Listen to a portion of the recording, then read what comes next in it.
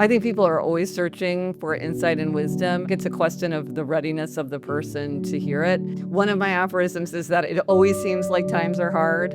There's a wonderful anecdote about Michelangelo, who, after he painted the Sistine Chapel, wrote to his father and was like, well, the Pope is very pleased with my work, but, times are really, really hard for, an artist like me. And he was like living in the high Renaissance, which is considered to be like the high point of Western art. But even he was like, man, it's really tough. These are tough times. Not to say that we are not in tough times. I think we are in tough times. But I'm just saying it's not unusual to feel like you are in tough times. Gretchen, you've spent a lot of your career looking at things like happiness and habits, and now you are looking at the secrets of adulthood. Do we ever understand the secret of adulthood? I mean, I feel I'm now 60 and I'm a long way off understanding the actual secrets of adulthood. No, I don't think that we ever do figure it out, probably, but we do learn some lessons throughout life, usually the hard way.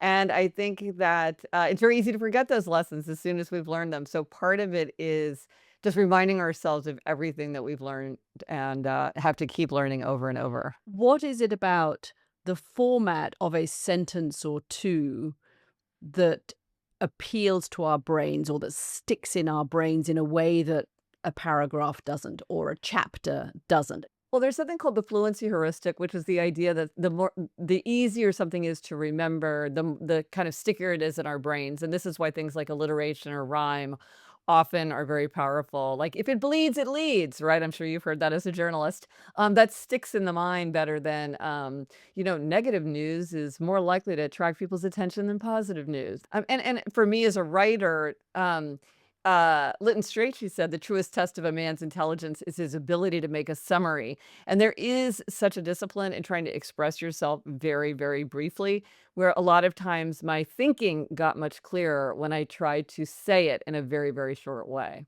Yeah, was it Shakespeare's line, brevity is the soul of wit?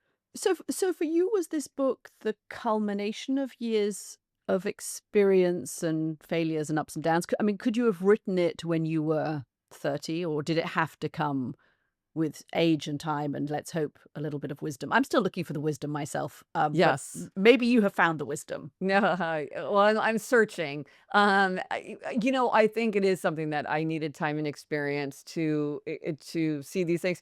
A lot with the secrets of adulthood, a lot of them are just one sentence or two, but for each of them, there is like a story behind them, or something that I learned, and then part of the fun of it is to try to distill it down into this just very crisp insight.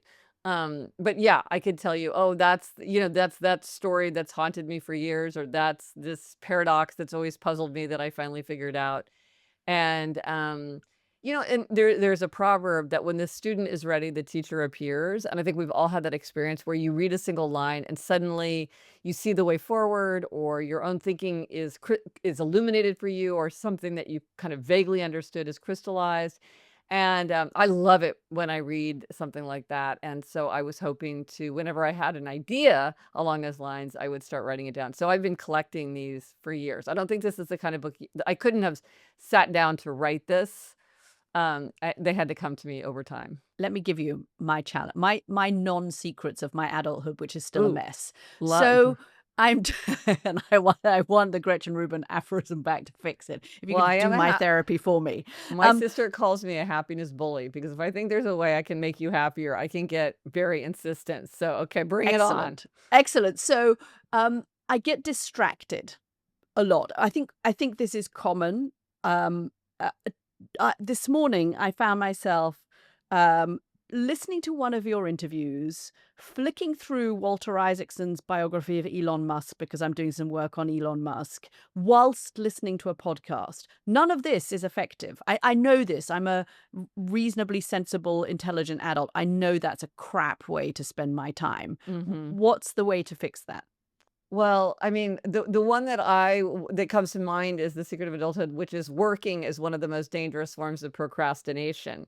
So if you find yourself multitasking as a way to avoid doing something that would be very difficult and is probably your real priority, I would say that's something to be aware of. And as a journalist, I would say one form of procrastination that might be very tempting is research. As somebody who writes Hmm. nonfiction, I'm always like, "Oh, I need to research that." And research is great, but if I find myself going down some deep rabbit hole of information just because I'm interested, I often stop and say, "Okay, this might be valuable, but is it a good use of my time right now? Am I actually working on what is my project right now?" And often the answer is no, it is not. You do not need to read about the history of that word, in order to move forward on your writing project. And so one thing to think about is, are you doing things that, because you're doing minor tasks to avoid doing a major task? Okay, I'm gonna give you some of your own, one of which I loved, and I actually did it. This helped me this morning. So when I was Mm, stupidly multitasking and not getting done what I needed to get done, I thought of this one. If you don't know what to do with yourself, go outside or go to sleep. And I went and walked around the block. And you were yes, right. it works, right? Oh It's a my cure. God, it It's a cure works. for I was almost just. kind of annoyed at how well it worked. Oh, good. But there's another one. It's easier to notice the exceptional than the familiar. So to observe the obvious requires intense attention. Talk me through that one a little bit. What were you thinking of? So, for instance, I'm one of these super all or nothing people.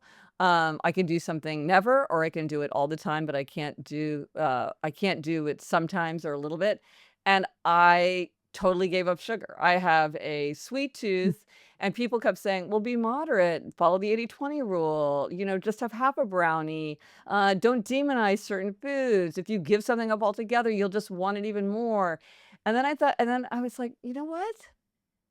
I'm gonna just try giving it up altogether. And that for me, and it turns out for a small number of people, were just people who just find it easier to have none of something that is a strong temptation. Like a friend of mine who said, "I can have no wine or I can have 6 glasses of wine. I can't have half a glass of wine." I noticed that something that was working very well for other people did not work for me. And so instead of thinking, "Well, what's wrong with me?" I thought, "Huh, maybe there's a different way for me." But I think if I had been like everybody else, it wouldn't have occurred to me to notice That's a that some people are different. that's a little no tool fits every hand-ish that That's one of the secrets of adulthood. Yes, yes. Gretchen, thank you very much. Thank you for writing it, for giving me a little bit of personal therapy, for which I have not actually had to pay. I will send you the bill later, or you will send me Excellent. the bill and I'll send you the check. Terrific.